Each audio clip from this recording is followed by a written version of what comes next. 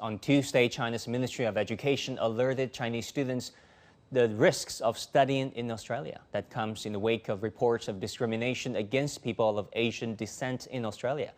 Some view Beijing's moves as retaliation against Australia's push for what they called an independent inquiry into the origins of the coronavirus. What do recent interactions say about broader China-Australia relations? And does this have any connections with the U.S.? I'm joined from Perth, Australia, by Professor Mark Beeson from the University of Western Australia. From Phnom Penh by Digby James Ran, visiting international relations scholar at Deakin University. From Shanghai via Skype, Professor Chen Hong, Executive Director of the Asia Pacific Studies Center at East China Normal University. Professor Chen, why don't I go to you first? What do you make of the fact that China warned its students about the risks of going to study in Australia? Why would Beijing do that and do it now? Well, I think actually the warnings themselves are made on the basis of the estimates of the current international COVID situation and also the recurrent racist incidents happening in Australia. As we know, the new semester is starting in Australia in July, and there has been continual appeal by Australian universities and schools to reopen the border for overseas students, in particular students, obviously from China, who provide a steady source of revenue. However, as we know, long distance international travel is still obviously quite risky. Flying from China to Australia usually takes over 10 hours. And Australia is currently into its winter season, which is usually rife with flu cases. On the other hand, there have been recurrent incidents of racism against Chinese and other Asian ethnic persons in Australia. Sometimes vicious verbal and non-physical attacks and threats, sometimes even violent assaults. So I think the Ministry of Education have attached great importance to the safety of Chinese citizens and advise students to adopt prudent and cautious attitudes when making travel plans. This clearly indicates a sense of responsibility on the part of the Chinese government. Well, Mark, in Perth, what do you think? Should Chinese students be concerned about studying in Australia? No, not at all, I don't think. And I think the whole issue has been a tremendous beat-up on the part of the Chinese government and commentators in China, including my great friend Professor Chen, who knows how tranquil and safe and secure Australia is. If there's one thing you can say about Australia, it's undoubtedly one of the safest countries in the world. To be sure, there is always a handful of people in every country, including China, including any other country you want to nominate, who will have strange attitudes and occasionally verbalize them and do things that we might all regret.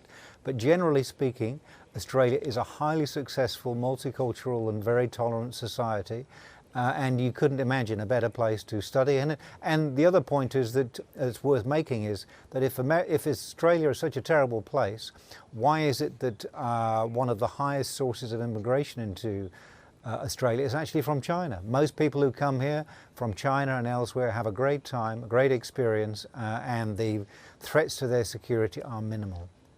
Well, Digby, you studied China-Australia ties for a long time. What do you make of the current deterioration in relations? Well, I think a lot of these problems have been simmering underneath for quite a while. So, for example, the problems with the small problems with racism in Australia. It's a small group of people, but it's always simmering, and the current environment. There's a lot of messaging going on that sort of can inspire people to act in an improper way and to be, well, let's just say, more aggressive than they might normally be. And I think it's always the number one concern for Chinese students in Australia is their security. And I've met a lot of these families, and that's what they talk about. So I think the environment, a lot of media doesn't really help this discussion, and certain people are inspired to do things they might not normally do and be more aggressive than they need to be. But I also agree with Mark that in a general sense, Australia is a really great destination. There's a lot of very happy students who study there, but there are incidences where there's improper behaviour and sometimes perhaps violent behaviour. But the circumstances today around COVID-19 and the Trump statements and the Murdoch media in Australia are not helpful, and they're not going to promote better relations and assuring Chinese families that their loved students are going to be happy and safe in Australia. So that needs to be taken care of. Well, in fact, this is not the first warning, to Chinese citizens. Last Friday, the Chinese Ministry of Culture and Tourism issued another warning for Chinese tourists to reconsider traveling to Australia due to, quote, an alarming increase in racial discrimination and violence during the pandemic. The Australian government has rejected the claims, but the Chinese Foreign Ministry spokesperson Hua Chunying addressed the issue at Monday's press conference. Let's hear what she had to say. The Chinese government is responsible for reminding Chinese citizens to make proper travel plans and protect themselves from harm. We also advise the Australian side to pay attention to the problems and take concrete measures to protect the security, rights and interests of Chinese nationals in Australia. Professor Chen, what do you make of Hua Chunying's remarks?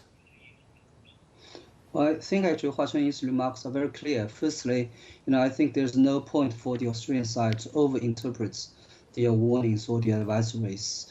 Secondly, I think it is no good to pretend that racism does not exist in Australia. There have been reports of racism-related incidents in Australia. According to a report, I think the day before yesterday in the Sydney Morning Herald, there have been over 400 racist attacks against Chinese and other Asian persons in Australia since the outbreak of the pandemic. I agree that actually Australia is a multicultural society, and over the years, over the decades, Australia has been peaceful, tranquil. But especially against the background of the current pandemic scenario, I think actually there have been a kind of like a resurgence of racist incidents happening in Australia. Another thing I want to point out is that today Scott Morrison, Australia's Prime Minister, described the Chinese government warnings as rubbish. I think this is very lewd and immature and against diplomatic protocols. What is important, I think, is for Australia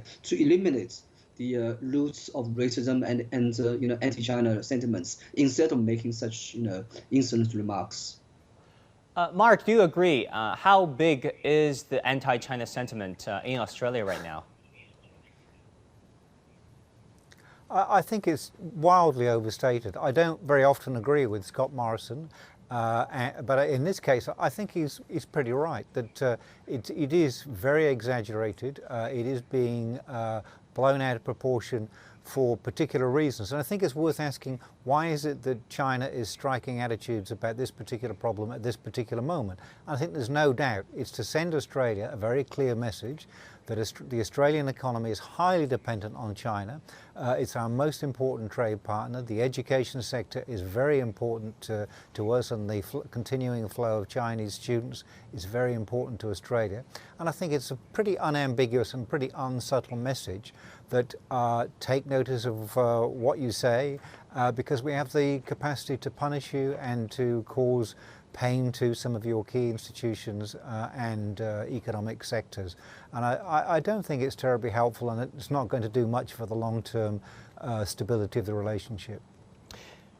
In a poll conducted by Lowy Institute, 3/4 of Australians say they're too economically dependent on China.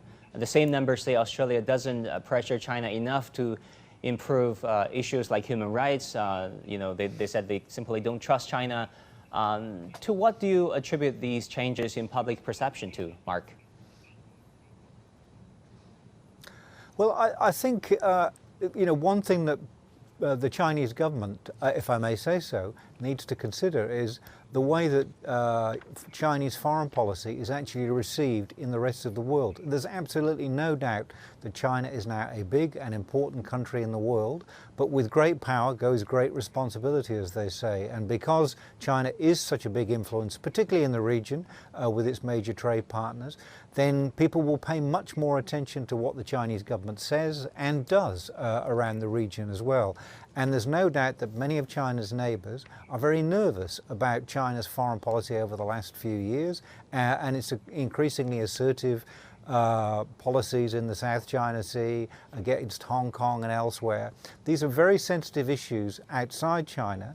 And I think it's not surprising that people in Australia and elsewhere are gradually realizing that they are very dependent on China economically. And the big question that people are asking themselves is, can we rely on China to be a good partner and a reliable partner, and not to use its great geo-economic leverage to punish us when it suits us to do so? Professor Chen, do you agree? Do you want to add to what Mark has said?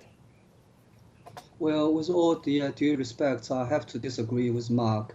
I think actually the advisory for the Chinese students and also the tourists are actually totally separate issues from the political situations.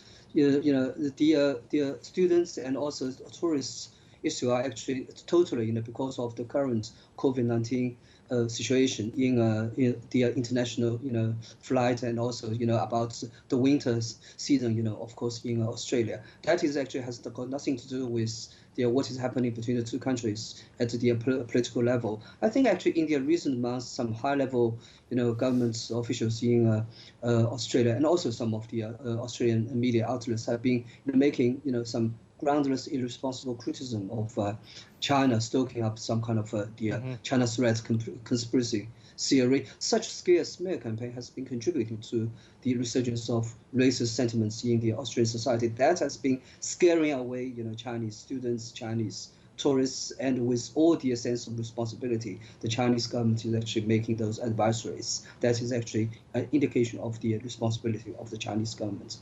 Digby, in Phnom Penh, why, in your opinion, would the current Australian government, the current administration of Australia, appear increasingly willing to be in lockstep with Washington security-wise, and also to challenge Beijing politically and diplomatically? Because in the past, as far as we remember, it was more subtle about it.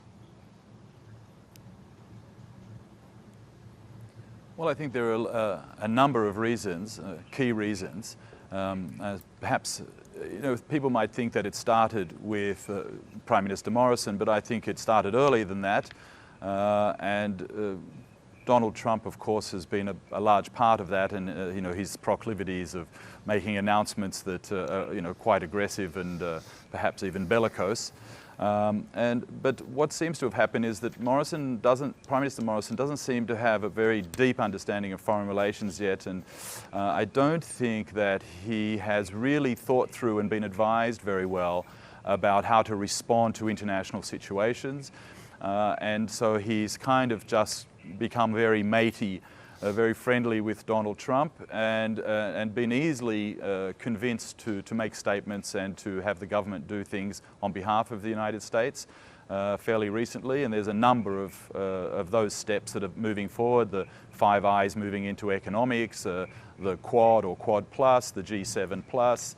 All of those steps they need to be very carefully considered. And I mean, it seems that Donald Trump is shooting from the hip, but these are all kind of steps up in his general rhetoric. And it's true that the Liberal Party in Australia and Morrison have seemed to just align with that just a little bit too easily. And I don't think they've got enough experience to realise that this is not the right time. COVID-19, unemployment, lots of problems socially and economically. This is not the right time to add to the fuel to the fire and to make accusations. So that's the sort of the first problem. But then I suppose that really what's going on here is that yes, China is Australia's greatest trading partner, but sure, not just in goods but also in services. Behind that, I'm sorry, but I'm afraid that's all the time we have right now.